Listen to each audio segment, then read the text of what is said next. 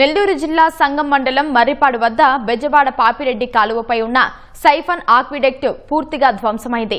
గన్లపైన ఇసుక బస్తాలను అడ్డుగా పెట్టడంతో కాలువలో ఒత్తిడి పెరిగి ఆక్విడక్ట్ ధ్వంసమైంది. దీంతో నీరు వృధాగా పోతోంది.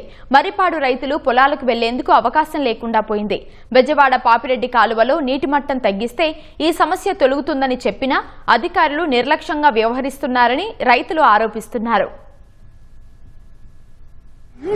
కపాచి నుంచి వచ్చారు మేము రైతులు నాశనం అయిపోతున్నాము. ఈ బస్తాలు వేస్తే ఆగబోయా కపాచి ఎంతనేది ఇంజనీర్లకు తెలియాలి కదా. సుమారు 20 మంది 200 ఎకరాలు మునిగిపోయింది. అందులో 10 ఎకరాలు పూర్తిగా చెడిపోయింది.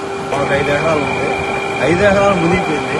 అధికారుల దృష్టికి పదే తీసుకెళ్ళినా కానీ వాళ్ళు మా మాటలు లెక్క చేయకుండా మా కిందకి నీళ్ళు ఎత్తాలా, మీ చేరిపోతే మా సంబంధం లేదని చెప్పి పూర్తిగా ఎక్కువ వాటర్ ఇచ్చేసి 1000 క్యూసెక్కులు ఎత్తి ఇక్కడ ఉండబడ్డ పొలాలు అన్ని మునిగిపోయి మాకు సమాధానం కూడా చెప్పకుండా మీ పొలాలు పోతే మాకు సంబంధం లేదు, మాకు ఎలాంటి మీ పొలాలకి మాకు ఎలాంటి సంబంధం లేదు, మాకు కింద వాళ్ళకి కావాలా, కింద వాళ్ళకి కాపాడుకోవాలి మేము అని చెప్పి మేము చెప్పినా వినిపించుకోకుండా